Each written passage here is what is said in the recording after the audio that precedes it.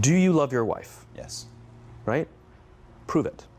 Like, what's the metric? Give me the number that helps me know, right? Because when you met her, you didn't love her, right? Now you love her, right? Tell me the day the love happened. It's an impossible question, right? But it's not that it doesn't exist, it's that it's much easier to prove over time, right? So all leadership is the same thing. It's about transitions. So if you were to go to the gym, right? It's like exercise, right? If you go to the gym and you work out and you come back and you look in the mirror, you will see nothing.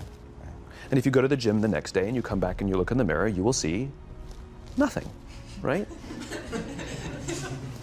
So clearly there's no results, can't be measured, it must not be effective. So we quit, right? Or if you fundamentally believe that this is the right course of action and you stick with it, like in a relationship, I bought her flowers and I wished her happy birthday, and she doesn't love me. Clearly I'll give up. You know, that's not what happens. If you believe there's something there, you commit yourself to an act of service. You commit yourself to the regime, the exercise. You can screw it up. You can eat chocolate cake one day. You can skip a day or two. You know, it allows for that. But if you stick with it consistently, I'm not exactly sure what day, but I know you'll start getting into shape. I know it. And the same with the relationship. It's not about the events. It's not about intensity. It's about consistency. Right? You go to the dentist twice a year, your teeth will fall out. You have to brush your teeth every day for 2 minutes. What does brushing your teeth twice a day for 2 minutes do? Nothing. Unless you do it every day, twice a day for 2 minutes. Right? It's the consistency. Going to the gym for 9 hours does not get you into shape. Working out every day for 20 minutes gets you into shape. So the problem is we treat leadership with intensity. We have a 2-day offsite, we invite a bunch of speakers, we give everybody a certificate, you're a leader, right? Those things are like going to the dentist. They're very important. They're good for reminding us or getting us back on track, learning new lessons. But it's the daily practice of all the monotonous, little, boring things like brushing your teeth that matter the most. She didn't fall in love with you because you remembered her birthday and bought her flowers on Valentine's Day. She fell in love with you because when you woke up in the morning, you said good morning to her before you checked your phone. She fell in love with you because when you went to the fridge to get yourself a drink, you got her one without even asking.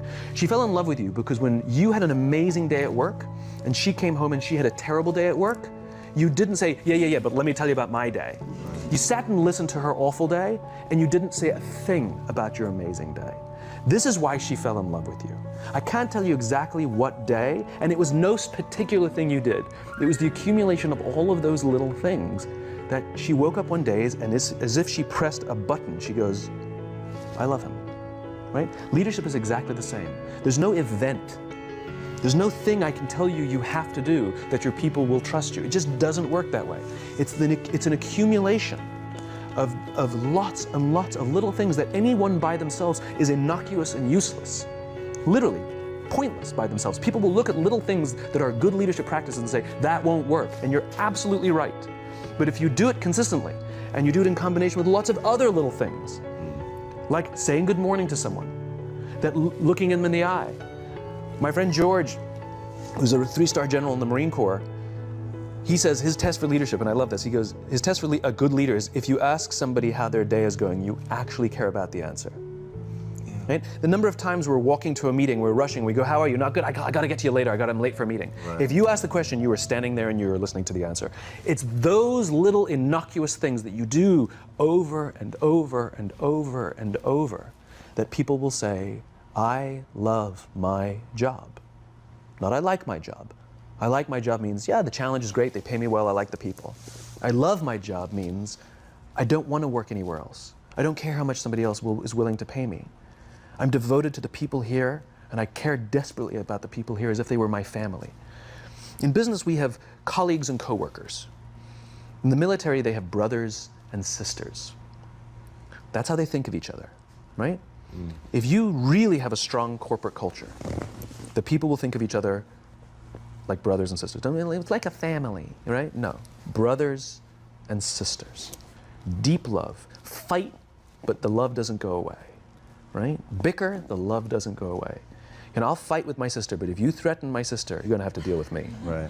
Right? We'll fight internally, we'll bicker with each other, but nobody's gonna hurt each other, and if anything from the outside shows up, you're looking at a unified front. brothers and sisters. Now, how do you create brothers and sisters out of strangers? Common beliefs, common values, parents, in other words, executives who care about their children's success, who care to raise their children, teach them skills, discipline them when necessary, help them build their self-confidence so that they can go on and achieve something more than you could have ever imagined achieving for yourself. That's leadership, an absolute love and devotion for the people who've committed their lives to this enterprise. It's a human thing.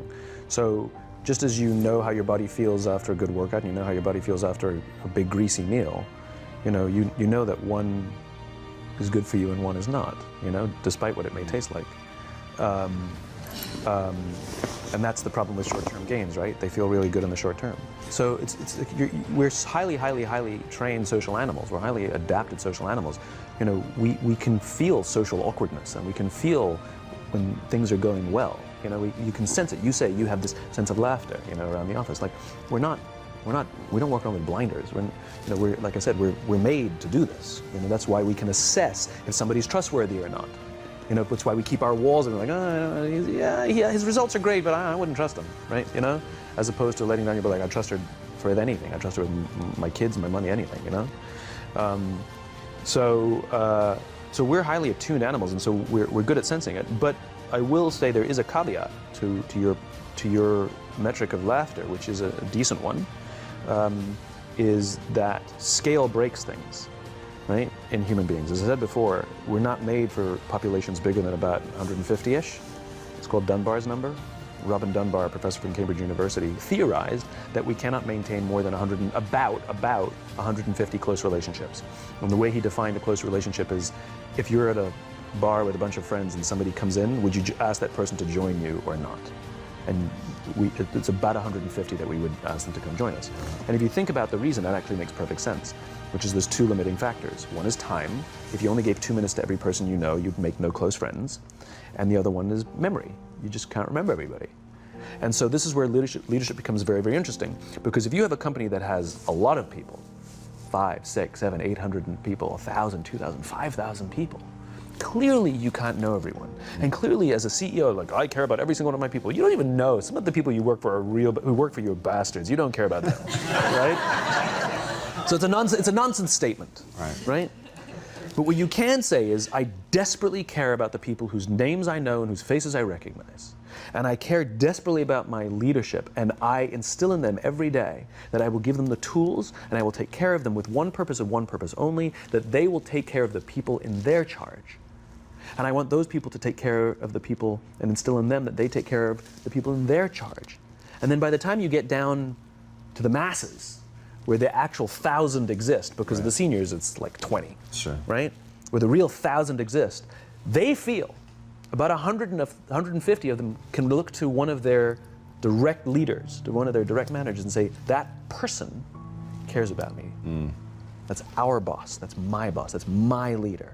Not the leader, it's the CEO. That's my manager, my boss, my leader. Sometimes you get fired, sometimes you get in trouble, sometimes you'll lose your job, and the next guy will get all the credit. It's all true. And the courage to do the right thing in the face of overwhelming pressure, only the best leaders have that courage. Only the best leaders. And here's the folly. Courage is not some deep internal fortitude. You don't dig down deep and find the courage, right? It just doesn't exist. Courage is external. Our courage comes from the support we feel from others. In other words, when you feel that someone has your back, when you know that the day that you admit you can't do it, someone will be there and say, I got you. You can do this. That's what gives you the courage to do the difficult thing. It's not going off to an ashram by yourself somewhere for 4 weeks and coming back and finding the courage. It's not what happens.